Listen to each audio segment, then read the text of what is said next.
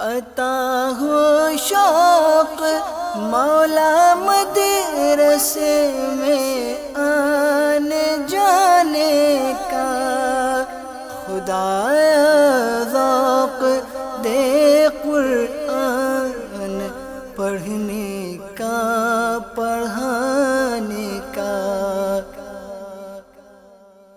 الحمد لله رب العالمين والصلاة والسلام على سيد الأنبياء والمرسلين أما بعد فأعوذ بالله من الشيطان الرجيم بسم الله الرحمن الرحيم پڑھیے الصلاة والسلام عليك يا رسول الله وعلى آلك وأصحابك يا حبيب الله، الصلاة والسلام عليك يا نبي الله وعلى آلك وأصحابك يا نور الله۔ FGN چینل کے ناظرین، پروگرام ہے قرآن پڑھنا سیکھیے۔ سبحان اللہ، بڑا ہی پیارا پروگرام ہے۔ اس سلسلے کے اندر الحمدللہ ہم قرآن پاک پڑھنا سیکھتے ہیں، دیکھ کر قرآن پاک پڑھنے کی مشق کرتے ہیں، اس کے قواعد، مخارج اور صفات کو بھی دیکھ کر مشق کرنے کی کوشش کرتے ہیں۔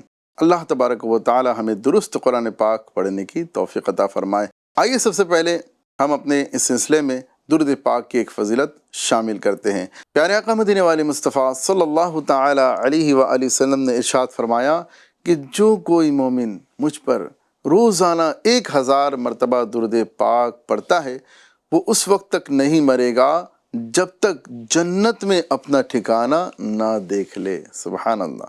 صلو علی الحبیب صلی اللہ تعالی علی محمد صلی اللہ تعالی علیہ وسلم۔ الحمدللہ جو ہے پچھلے ایپیسوڈ کے اندر ہم نے جو آیتیں، جو صورتیں پڑھی ہے، اس کی مشق کرتے رہیے۔ اب انشاءاللہ عز و جل آج جو ہم سورہ پڑھنے جا رہے ہیں وہ سورہ عباسہ ہے۔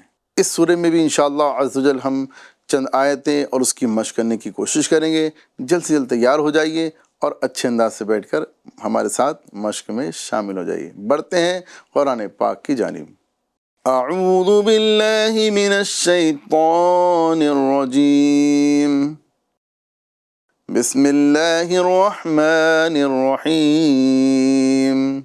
عبس وتولی، عبس عبس عبس وتولی ان جاءہ الاعمی،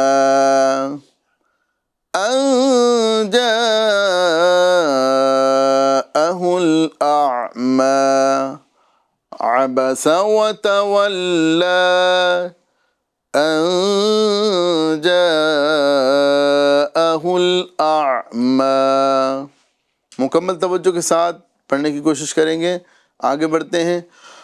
وما يدريك وما يدريك وما يدريك يدريك وما يدريك لعله يزكى يزكى وما يدريك لعله يزكى وما يدريك لعله يزكى۔ آگے بڑھتے ہیں۔ او يذکر فتنفعه الذکرى فتنفعه الذکرى یہاں پر ہمیں جو نقطے نظر آ رہے ہیں، ایک نقطہ فا کا ہے، پھر 2 نقطے تا کے، پھر ایک نقطہ نون ساکن کا ہے اور ایک فا کا نقطہ ہے۔ لہذا ہمیں نقطوں میں جو ہے پریشان نہیں ہونا ہے کہ اتنے سارے نقطے نظر آ رہے ہیں، کون سا نقطہ کس کا ہے، تو ہمیں ہجے کرنے سے اس کا پتہ چل جاتا ہے۔ تو ہم ہجے کر کے آپ کو بتاتے ہیں۔ فا زبر فا، تا نون زبر تن، فتن فتن، فا زبر فا، فتن فا، عین زبر ع، فتنفع، ہا ذال پیش ہذ ہذ، ذال کاف زیر ذک، فتنفعہ الذک را کھڑا زبر را فتنفعه الذکرى مکمل آیت پڑھیں گے او یذکر فتنفعه الذکرى ہجے کرنے کی وجہ سے بہت سارے ایسے مشکل الفاظ ہوتے ہیں جو آسان ہو جاتے ہیں، لہذا ہمیں پریشان ہونے کی ضرورت نہیں ہے۔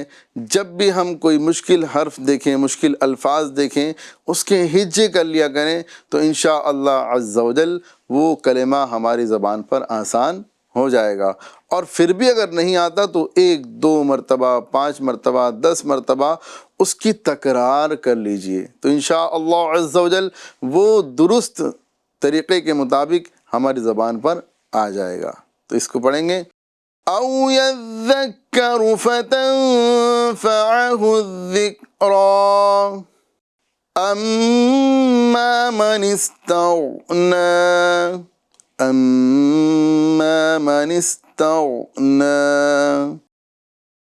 فأنت له تصدى فأنت له تصدى آگے بڑھیں گے وما عليك ألا يزكى وما عليك وما عليك وما عليك ألا يزكى آپ دیکھیں یہاں پر زا اور کاف دونوں مشدد ہے، لہذا دونوں کی تشدید کو ہمیں درست طریقے سے ادا کرنا ہے۔ تو اس طرح پڑھیں گے وَمَا عَلَيْكَ أَلَّا يَزَّكَّى آگے بڑھتے ہیں وَأَمَّا مَن جَاءَكَ يَسْعَى دوبارہ پڑھتے ہیں وَأَمَّا مَن جَاءَكَ يَسْعَى وَأَمَّا مَن جَاءَكَ يَسْعَى آگے بڑھتے ہیں وَهُوَ يَخْشَى وَهُوَ يَخْشَى اب اگلی آیت دیکھتے ہیں انشاءاللہ عز و جل فَأَنْتَ عَنْهُ تَلَهَّى تَلَهَّى یہاں پر آپ دیکھیں ہا مشدد ہے تو ایک مرتبہ لام سے اس کو ملا کر پڑھنا ہے اور ایک مرتبہ اس کی جو حرکت ہے اس پر اس حرف پر یعنی مشدد پر جو حرکت ہے اس کو بھی پڑھنا ہے تلہ ہے نا تا زبر تا ہجے کر لیجئے تو آسان ہو جائے گا تا زبر تا لام ہا زبر لہ لہ لہ ہا کھڑا زبر ہا تلہا تلہا ٹھیک ہے فَأَنْتَ عَنْهُ تَلَهَّى فَأَنْتَ عَنْهُ تَلَهَّى آگے بڑھتے ہیں كَلَّا إِنَّهَا تَذْكِرَةٌ آخری میں جو آپ کو تا گول والی نظر آ رہی ہے اس کو ہم ہا ساکن سے بدل دیں گے تو را کو تا سے نہیں بلکہ ہا ساکنہ سے بدل کر وہاں پر ہم وقف کریں گے کلا انہا تذکرہ کلا انہا تذکرہ تذکرہ فمن شاء ذکرہ فمن شاء ذكره أذكره أذكره في صحف مكرمة في صحف مكرمة في صحف مكرمة مكرمة مرفوعۃ مطہرہ اب یہاں پر ہمیں 2 مرتبہ ہا کی ادائیگی کرنا ہے ایک تو یہ ہا جو ہمیں نظر آ رہی ہے اور ایک وہ جو ہم تبدیل کر رہے ہیں یعنی تا کو ہم ہا سے بدل رہے ہیں ساتھ ہی ساتھ ہا مشدد ہے، جس طرح ہم نے یہاں اوپر پہلے ہم نے ہا مشدد کو ادا کیا، اسی طرح یہاں پر بھی ہمیں اس کی مشق کرنا ہے، ہو سکے تو ہجے بھی کر لیجئے گا۔ تو اس طرح پڑھیں گے مرفوعۃ مطہرہ، مرفوعۃ مطہرہ، بِأَيْدِي سَفَرَةٍ، بِأَيْدِي سَفَرَةٍ، سو یہاں پر ادا نہیں کرنا ہے کیونکہ یہاں سین ہے، را پر کرنے کی وجہ سے سین کو پر کر کے صاد بنا دیا جاتا ہے، لہذا یہاں پر توجہ دینا ہے کہ سین باریک اور را پر پڑھا جائے گا، ٹھیک ہے، سفرہ، سفرہ، ٹھیک ہے، بِأَيْدِي سَفَرَةٍ، بِأَيْدِي سَفَرَةٍ، آگے بڑھیں گے کِرَامٍ بَرَرَةٍ، کِرَامٍ بَرَرَةٍ، یہاں پر ہم جو گنہ کر رہے ہیں آپ کو بتاتا چلوں کہ تنوین کے بعد جب حرف